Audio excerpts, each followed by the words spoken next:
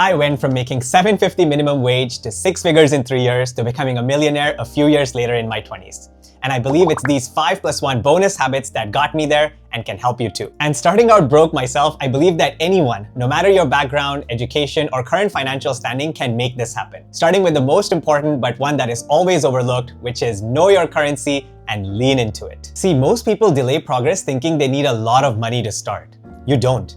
I bought my first stock when I was earning minimum wage as a vegetable cutter for my university's dining services. Because early in life, when you don't have much money, you need to know you are not poor. You are rich. You have currency. Your currency just looks different. In your 20s, your time, and most importantly, your neuroplasticity are your currency. This is not a motivational speech. This is ground reality. You can make up for a lack of funds through neuroplasticity, your biological ability to learn and adapt faster than anyone older than you, and by starting early.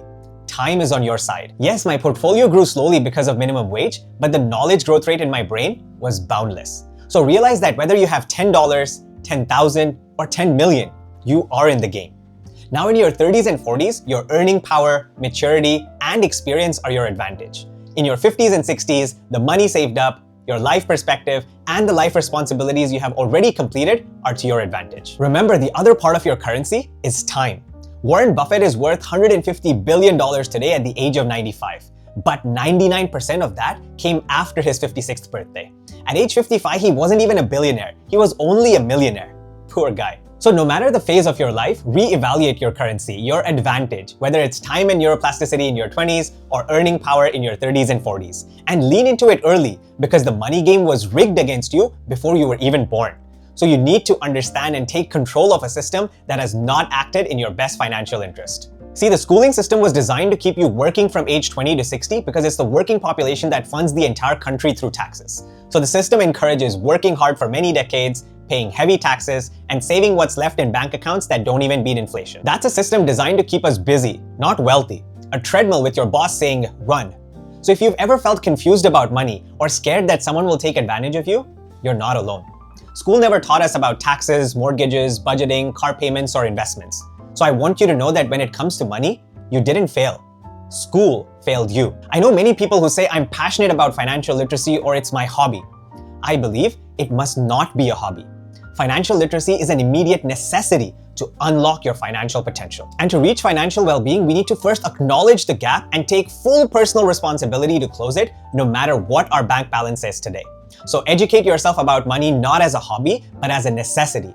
And not fall prey to today's marketing, which we will talk about in habit number 4, which I consider my personal superpower due to my background building social media products in Silicon Valley. And to understand why not falling prey to marketing is important, let's realize that net worth is built through habits, not just a salary. This is the biggest misunderstanding in society today, and I too fell into this trap, but fixing this made the biggest difference for me. We'll talk about the top line salary shortly, but it's actually the habits that will make or break your financial story. And on this channel, I'm going to give you the reality just as it is, the good and the bad. The reality is that not everyone can have $1 million salary because limited spots are available. But anyone can have clean financial habits irrespective of education and background. As proof, contrast these real-life stories of a millionaire janitor and a broke banker. Ronald Read worked as a gas station mechanic and later a janitor, but upon his passing, he was holding on to $8 million, of which he donated close to $5 million to the local hospital. While Richard Fusconi, a Harvard Business School graduate and former executive at Merrill Lynch with an 18,000 square foot mansion in New York,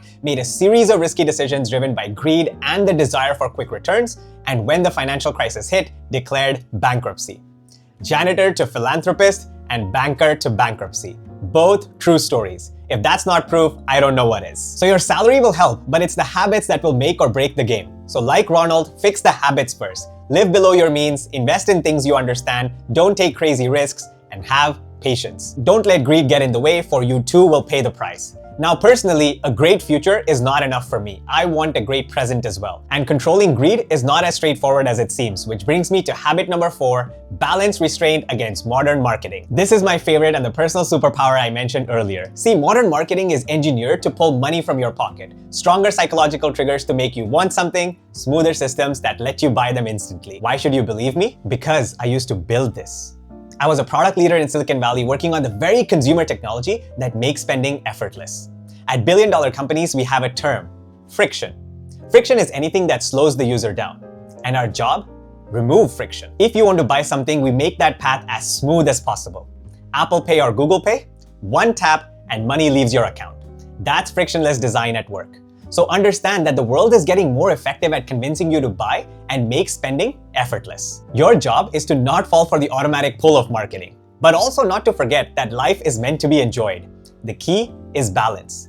So reward yourself. Celebrate your wins, but distinguish between your needs, wants, and investments for your future self, and we'll talk more about this in the next video. Because once you understand how marketing works and you practice measured restraint, you start living with intention instead of impulse. So the next time you feel that impulsive attraction towards that shiny new thing, ask yourself, what's the FOMO this is triggering in me? Do I need or want this? And if it feels right, go ahead. But take that pause first, knowing that the system has engineered everything to tempt you and take money out of your pocket easily. And these habits change with your salary, which brings me to habit number 5, focus on the top line, not the bottom line. And this is one skill I wish I had been taught earlier. Growing up in middle-class India, I understand the save every dollar mentality. But obsessing over savings is self-limiting. You cannot save your way to millions while living well. We talk about spending addiction, but today I believe many people have a savings addiction, which according to me is the other side of the exact same coin. Being so afraid to spend money that money ends up controlling you anyway. Money is supposed to be a tool to freedom, but the savings addiction has made it a controller of freedom. So instead of nickel and diming over small decisions like coffee, focus on increasing your income and getting high impact financial decisions right, like mortgages, debt, investments, and upskilling. Remember that savings addiction is a trap that makes upskilling look too expensive because you can't see the immediate payoff. Yet, the long-term return is enormous. Imagine if your parents refused to pay school fees because they wanted to save money. Ridiculous, but many adults are doing this exact thing to themselves. Once you break that mindset and start investing in yourself, you unlock higher income, and the bottom line naturally strengthens over time. And in today's age of AI, this is more in reach than you think. A salary is just a reflection of your contribution to the economy. So create more value, upskill, grow your top line, and the rest follows. Said to you by an ex-professional vegetable cutter and now a millionaire. And finally, everything we've covered so far is completely pointless if you don't follow the bonus habit number 6, actionability over analysis paralysis. This is where real change happens. See, actionability is not just a quote on the wall, it's a mindset and a habit. More specifically, it's actionability in the absence of complete information. Jeff Bezos has 2 principles that fit perfectly here. First, stress does not come from action, but from inaction or avoiding doing the things that you know you can influence.